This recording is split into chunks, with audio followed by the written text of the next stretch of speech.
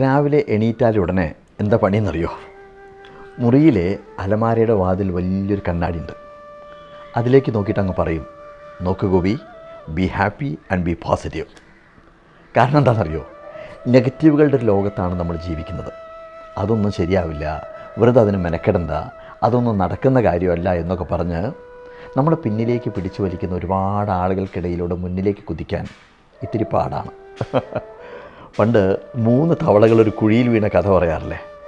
ഇനി രക്ഷയില്ല, ഇതിനകത്ത് കിടന്ന് ചാവാനാണ് നമ്മുടെ വിധി എന്നും പറഞ്ഞുകൊണ്ട് 1ാമത്തെ തവള അനങ്ങാതെ അവിടെ മേലോട്ടും നോക്കിയിരുന്നു. 2ാമത്തവനും അതേ ഭാവമായിരുന്നു.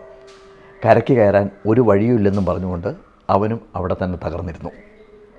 3ാമത്തെ തവള അങ്ങോട്ട് കയറി പോവുകയാണ്.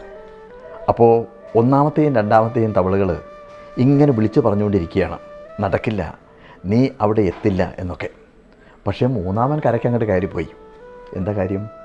അവൻ ബധിരനായിരുന്നു, കേൾക്കാൻ പറ്റില്ലായിരുന്നു.